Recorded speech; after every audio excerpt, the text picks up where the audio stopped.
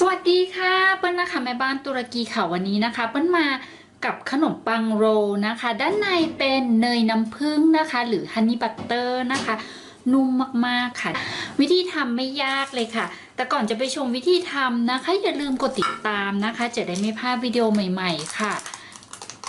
เดี๋ยวเราไปชมวิธีทำกันเลยนะคะอันดับแรกนะคะเราจะมาทำในส่วนของแป้งเปียกนะคะในหม้อใบเล็กๆนะคะเพิ่งใส่น้ำค่ะแป้งทำขนมปังค่ะจากนั้นนะคะคนให้แป้งละลายดีค่ะเราใช้ไฟกลางไปทางอ่อนนะคะกวนตลอดเวลาค่ะตอนนี้นะคะแป้งเริ่มจับตัวเป็นก้อนแล้วนะคะประมาณนี้นะคะใช้ได้แล้วค่ะเดี๋ยวเราจะปิดไฟแล้วยกลงเลยนะคะแป้งเปียกที่เรากวนเอาไว้นะคะเอาใส่ชามใบเล็กๆค่ะเนื้อจะประมาณนี้นะคะ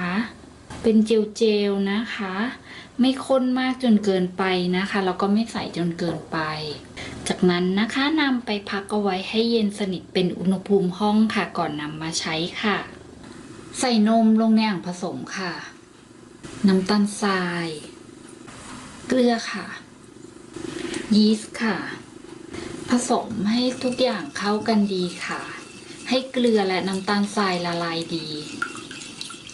จากนั้นนะคะใส่แป้งเปียกที่เราทำเอาไว้นะคะแป้งเปียกหรือทั้งจ่งจะต้องเย็นสนิทเป็นอุณหภูมิห้องดีแล้วนะคะถึงนำมาใช้นะคะ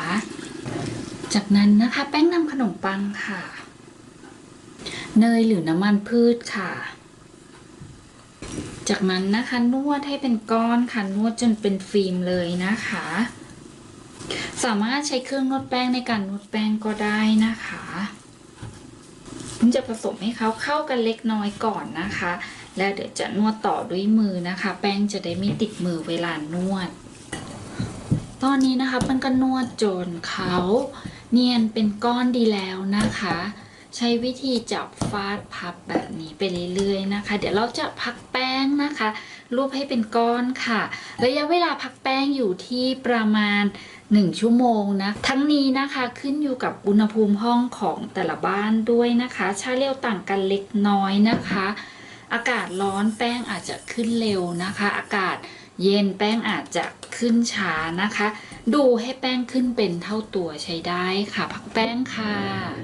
ตอนนี้ก็พักแป้งครบเวลาแล้วนะคะเราจะเอามารีดขึ้นรูปกันนะคะ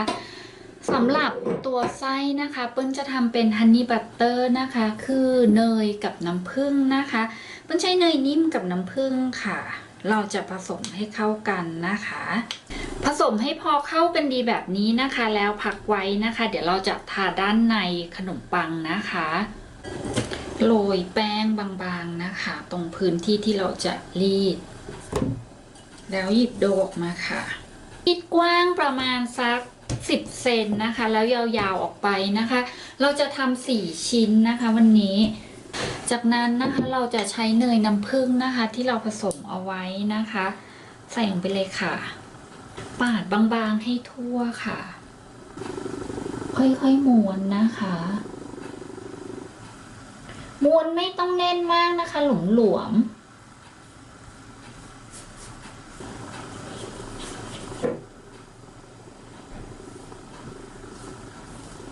เมื่อม้วนเสร็จแล้วนะคะเราจะดึงตะเข็บให้เขาเท่าๆกันนะคะจะได้แบบนี้เดี๋ยวเราจะตัดเป็น4 ชิ้นนะคะพิมพ์ที่จะใช้อบในวันนี้นะคะเปิ้ลใช้เป็นพิมพ์แก้วนะคะเป็นแก้วทนความร้อนนะคะรองด้วยกระดาษแอร์ไฟเออร์นะคะเราจะแบ่ง4 ชิ้นค่ะเปิ้ลจะตัดแบ่งครึ่งเลยนะคะเรียบร้อยแล้วนะคะก็จะได้ประมาณนี้นะคะตรงปลายนะคะเราดึงแล้วไว้ด้านล่างแบบนี้นะคะเอามาซ่อนไว้เขาจะได้ไม่เด้งออกนะคะจากนั้นนะคะเราจะพักนะคะให้แป้งขึ้นเป็นเท่าตัวนะคะระยะเวลาพักแป้งอยู่ที่ประมาณ40 นาทีถึง60 นาทีนะคะทั้งนี้ขึ้นอยู่กับอุณหภูมิห้องของแต่ละบ้านด้วยนะคะ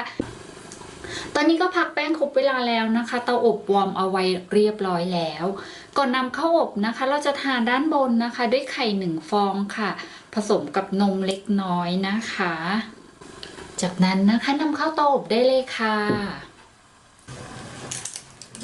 อบสุกออกมาแล้วนะคะน่าทานมากๆจากนั้นด้านบนเราจะทาทันทีด้วยเนยละลายค่ะ